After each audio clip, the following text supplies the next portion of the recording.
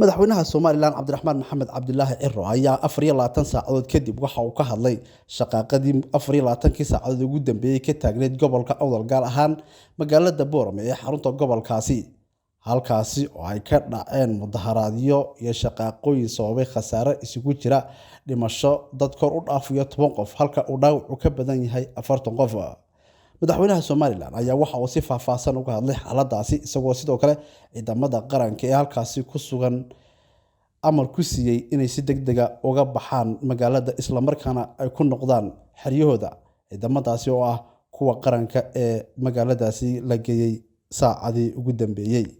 madaxweyne Cabdiraxmaan Maxamed Cabdilaahi Ciro oo ka hadlaya xaaladda Boorama ayaa yiri Bismillahir Rahmanir Rahim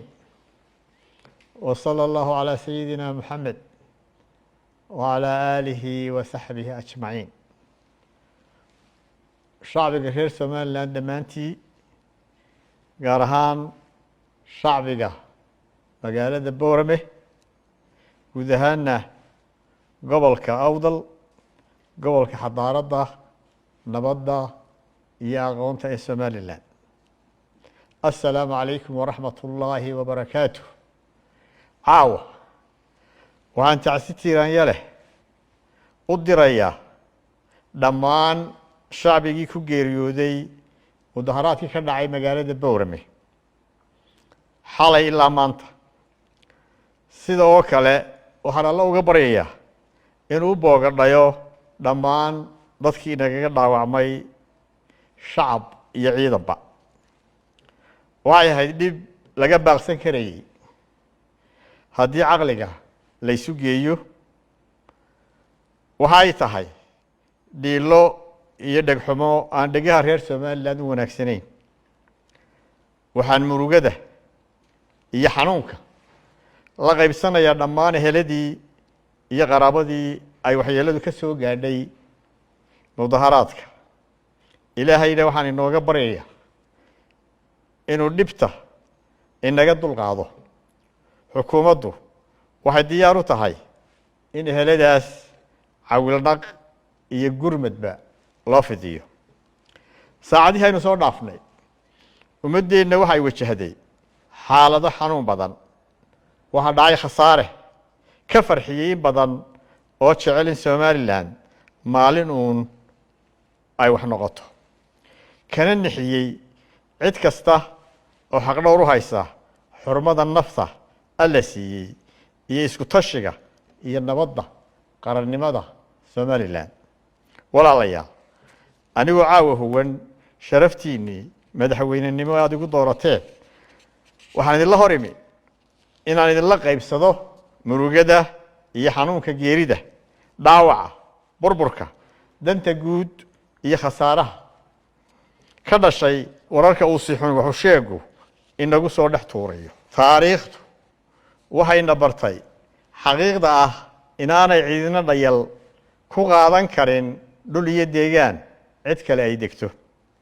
maantana suurtagal ma noqonayso in gobolka Awdal ay taariikh cusub ka qoranto